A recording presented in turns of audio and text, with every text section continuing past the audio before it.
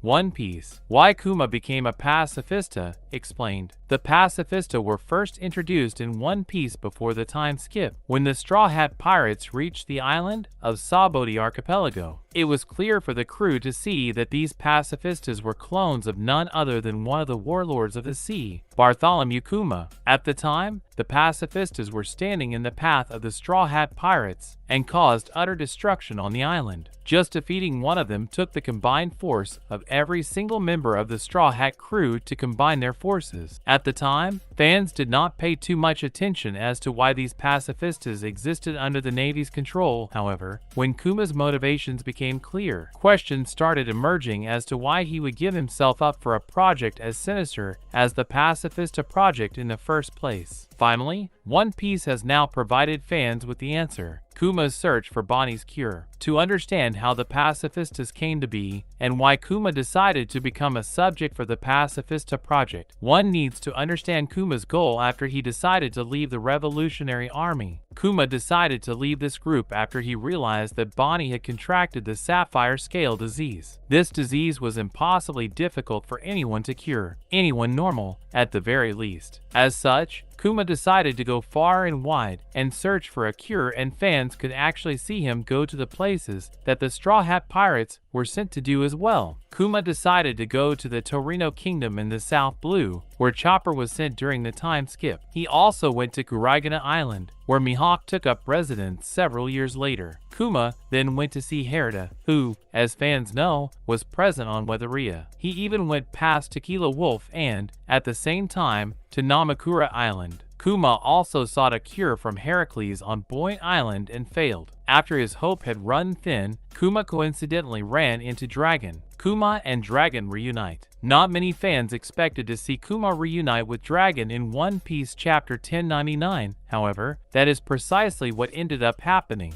When Kuma was on yet another journey to find a cure for Bonnie's disease, he ran into his former commander and then decided to board his ship for some time. Kuma and Dragon engaged in a conversation and drank together. By this time in the story, the Revolutionary Army had grown tremendously powerful, and their up-and-coming commanders were growing strong too. The likes of Sabo and Koala were dying to see Kuma once again, and, at the same time, fans also got a look at the new commanders, such as Bello Betty and, also Morley. Kuma mentioned that he would love to join the Revolutionary Army once again, however, only after Bonnie's disease would finally be cured. It was clear for Dragon to see that Kuma was not finding any success in his endeavors, and that is precisely why he decided to bring up Vegapunk for the first time. Dragon mentioned that bringing up Vegapunk before would not have been possible, since he was on Punk Hazard, an island that belongs to the world government. However, now, after the incident caused by Caesar, Vegapunk has had to relocate to Egghead Island, and the security was very thin around this place. Kuma would now have the opportunity to visit Vegapunk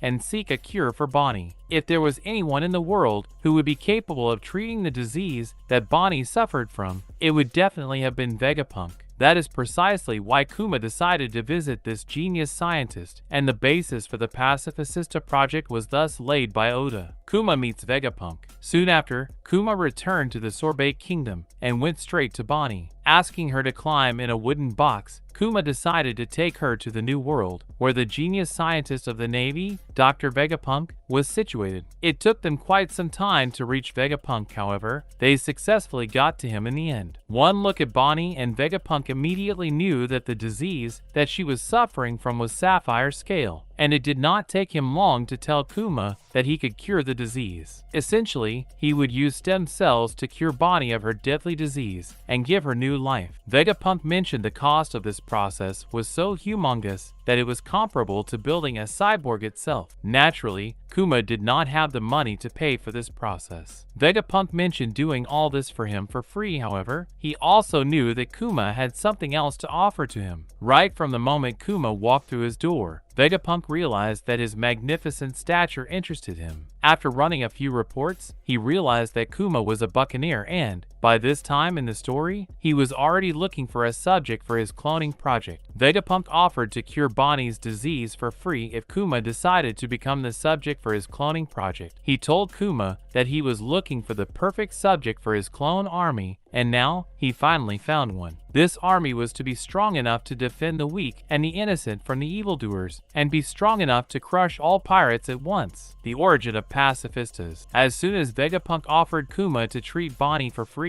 he took the offer, and Kuma mentioned that he would go as far as to make a deal with the devil itself if that is what it took to cure her. That said, Kuma was certainly interested in knowing what the army would do, and when Vegapunk told him that this army would keep peace all over the world, he was certainly overjoyed. He mentioned that he would love it if something that he did would one day lead to world peace, and, at the end of the day, he is just a pacifist at heart. Hearing this, Vegapunk got a brilliant idea pertaining to the naming of his cloning project and decided to label them as the Pacifistas. Essentially, the Pacifistas were created to keep peace all over the world and protect the weak and the innocent from forces of evil. That is precisely why Kuma gave his body up to be worked upon, and how Bonnie was cured as well. That said, fans know that things do not go how Vegapunk would have liked. Saturn decided to intervene in the process and gave an order to erase Kuma's entire memory, along with many other things that Oda will now reveal over the course of the next few chapters. One Piece is surely heating up, and fans are hopeful that Oda can add more intrigue to this already amazing flashback. And in other news, One Piece, Oda reveals how Kuma got his epithet. Eiichiro Oda is a literary genius who has proved time and time again that his writing is unmatched. Fans who have read the manga from the beginning know how cleverly Oda has foreshadowed various events that didn't occur until years later. In addition to this, Oda is also skilled at keeping things under wraps, especially things pertaining to certain individuals. One of the most mysterious characters in One Piece is Bartholomew Kuma. His past has always been a mystery, and fans have speculated on how he became the person that he is. Thankfully, Oda decided to address all these issues in the Egghead arc, the first story arc in the final saga. The recent chapters in the manga have been focused on Kuma and his past, humble beginning. From the start, Kuma came off as a character who might play a big role in the series at some point, and it is being proven now. With the manga and the final saga, many new details about Kuma's origins have been revealed. The first major one revolved around the former Shichibukai's race. Bartholomew Kuma is a member of the Buccaneer race. The people of this particular race have been prosecuted since time immemorial. According to the information publicized by Oda, the Buccaneers committed a major sin against the world government, which earned them the fury of the organization. Due to his heritage, Kuma and his parents were enslaved by a celestial dragon. Kuma's mother could not survive for long, and she succumbed while in captivity. Clap, Kuma's father, tried to keep up their spirits by talking about Nika. However, he was shot and killed by a celestial dragon. Kuma was the sole survivor and was eventually selected by the world government to be bait for the hunting competition. The competition was held in God Valley, and it changed Kuma's world forever. Finding new friends. With no one to call his own, Kuma thought that the hunting competition was where he would die. Fortunately, he ended up meeting Ivankov and Jenny. The three became friends and would help each other for years to come. With their aid, Kuma also got his hands on the Nikyu no Mi afterward. The trio escaped from God Valley amidst the chaos caused by the arrival of the Rock's pirates. Kuma and Jenny stayed together and grew up in the Sorbet Kingdom. The two would have gotten married, but Kuma didn't want his Buccaneer lineage to cause problems for a person that he held dear. As he got older, Kuma started the job of taking care of elderly people. He used his devil fruit powers to help them with their problems. However, things got messy when King Bikori decided to turn the southern parts of his kingdom into a lawless area. Kuma and his friends fought to protect the people, but they were thrown into prison, and they would have stayed there forever if it weren't for Dragon and the freedom fighters. Becoming a revolutionary, Dragon, Ivankov, and the rest of the freedom fighters attacked the Sorbet Kingdom, forcing Bikori to run away with his tail between his legs. This incident paved the way for Kuma and Jenny to join the freedom fighters, after which it became the Revolutionary Army. Sometime later, disaster struck as Jenny was kidnapped by a celestial dragon. She was taken to marry Ajoy and forced to marry him. 2 years after the incident, Ginny was thrown out because she had contracted the sapphire scale disease. She somehow managed to call Kuma and the others to speak to them one last time.